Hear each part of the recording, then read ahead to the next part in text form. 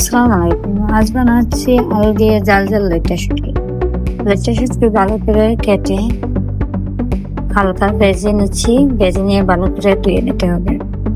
তারপর তেলের মধ্যে রসুন কুচি দিয়ে দিচ্ছি, পেঁয়াজ কুচি দিয়ে ভালো করে কষিয়ে অল্প লবণ দিয়ে আরো কিছুক্ষণ নাড়াচাড়া করে নিচ্ছি। তারপর হলুদের গুঁড়ো, পরিমাণ মতো ধনিয়া গুঁড়ো, মরিচের গুঁড়ো দিয়ে দিচ্ছি। মরিচ যেহেতু জাল খাবো সেই জন্য একটু মরিচের গুঁড়ো বেশি দিয়ে দিলাম। একটু জল দিয়ে ভালো করে মশলাটা কষিয়ে নিচ্ছি। এদিকে কয়েকটি আলু কিউব করে কেটে সিদ্ধ করে নিয়েছি। টমেটো আর অল্প ভিনেগারটা দিয়ে মশলাটা ভালো করে কষিয়ে লেট্টা শুটকি দিয়ে রাখা লেট্টা শুটকি দিয়ে দিচ্ছি। লেট্টা শুটকি ভালো করে নাড়াচাড়া করে আরো কিছুক্ষণ কষিয়ে নেওয়ার পর সিদ্ধ করা আলু দিয়ে দিচ্ছি।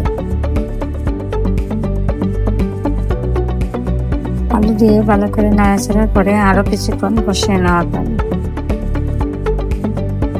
কিছুক্ষণ কষিয়ে অল্প জল দিয়ে আবারও ঢেকে দিচ্ছি। কয়েকটুকু টমেটোকে পাঁচবনি করে দিয়ে রেখে কিছুক্ষণ রান্না করার পর হয়ে গেল জাল জাল আলু দিয়ে লেট্টা শুটকি। আপনার কি এরকম জাল জাল আলু দিয়ে লেট্টা শুটকি পছন্দ করেন? আমার তো খুব পছন্দের একটি খাবার।